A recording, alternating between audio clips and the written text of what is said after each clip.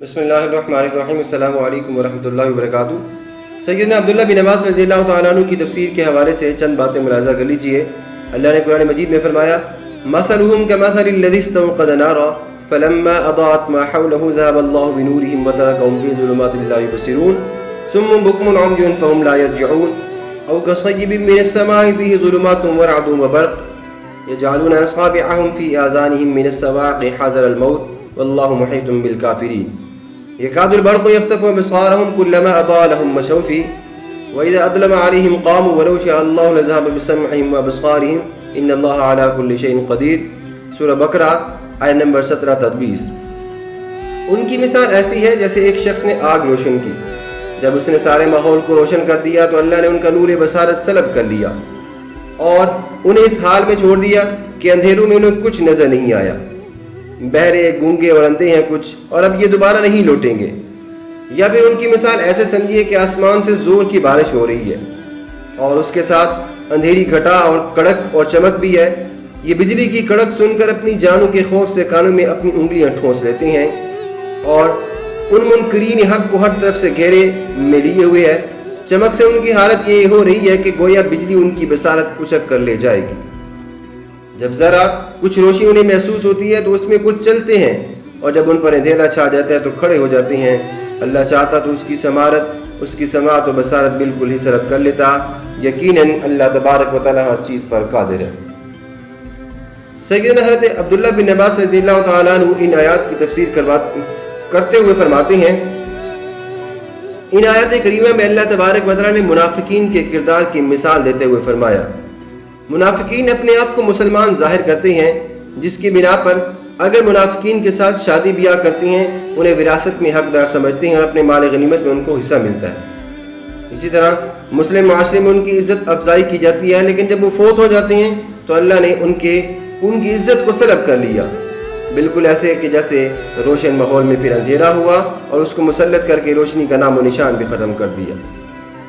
اللہ تبارک و تعالیٰ نے منافقین کو عذاب میں مبتلا کر دیا۔ سم بکم عمی کا مطلب یہ ہے کہ منافقین بہرے ہیں، اس لیے وہ ہدایت کی باتیں سنتے نہیں ہیں، گویا گونگے ہیں، بہرے ہیں، ان کی زبانوں پر حق و ہدایت کی باتیں آتی ہی نہیں ہیں۔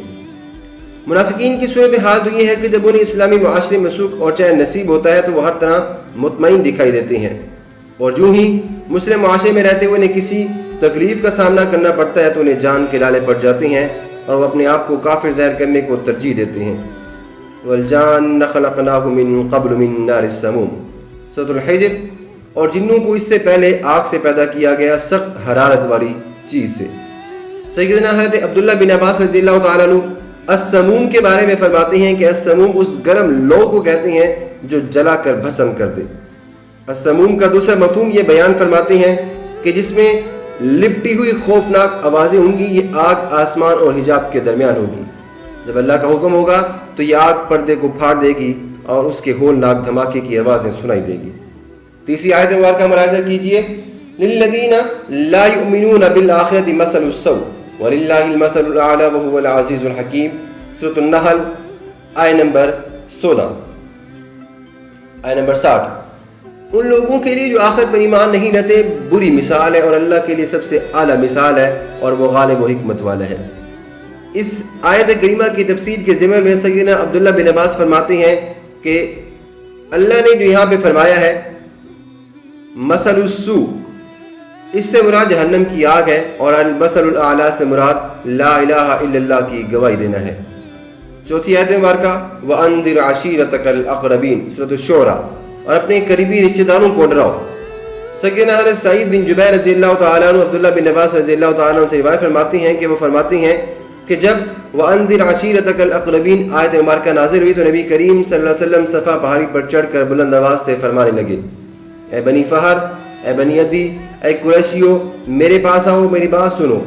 یہ آواز سن کر سب لوگ اپنے گھروں سے صفا پہاڑ کی طرف نکل پڑے۔ جو کسی وجہ سے وہاں جانے کے قابل نہ تھا اس نے اپنے کسی نمائندے کو وہاں پہ بھیج دیا تاکہ اسے معلوم ہو سکے کہ صفا پہاڑی کے پاس لوگوں کو کیوں بلایا جا رہا ہے، وہاں آج کون سی انوکھی بات ہونے والی ہے۔ ابو لہب اور دیگر قریشی بھی صفا پہاڑی کے قریب جمع ہو گئے۔ نبی کریم صلی اللہ علیہ وسلم نے لوگوں پر طائرانہ نظر ڈالتے ہوئے فرمایا، اگر میں تمہیں اطلاع دوں کہ وادی سے ایک لشکر تم پر حملہ ہونے کے لیے تیار بیٹھا ہے تو کیا تم میری بات کو सच समझोगे? सब ने बेयक जुबां होकर कहा, क्यों नहीं, हमने हमेशा आपको सच्चाई का खूगर पाया है। नबी करीम सल्लल्लाहु अलैहि वसल्लम ने फरमाया, मैं तुम्हें सख्त तरीन अज़ाब की इत्तला देता हूँ। अबू लहब गुस्से से लाल पीला होकर कहने लगा कि क्या आपने हमें इसी दिन के लिए यहाँ पे जमा किया है? आज तमाम दिन की तबाही तेरे खाते में पड़े। इस मौके पर अल्लाह तबारक व तआला ने सूरह अल-लहब की आयात मुबारक नाज़िल फरमाई, तब्बत यदा अबी लहब व तब मा अगना अन्हु मालुहु व मा कसब। टूट गए अबू लहब के दोनों हाथ और वो नामुराद हो गया, और उसका माल और जो कुछ उसने कमाया था वो किसी काम में न आया।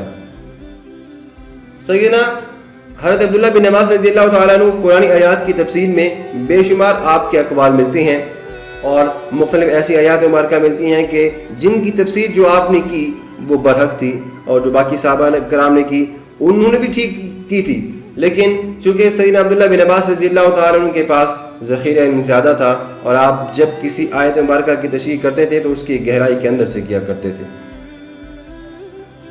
मोहतरम सामीन, आज की वीडियो का हम यहीं पे इख्तिताम करते हैं। नेक्स्ट वीडियो में मिलते हैं। अपना बहुत सारा ख्याल रखिएगा। अल्लाह हाफ़िज़।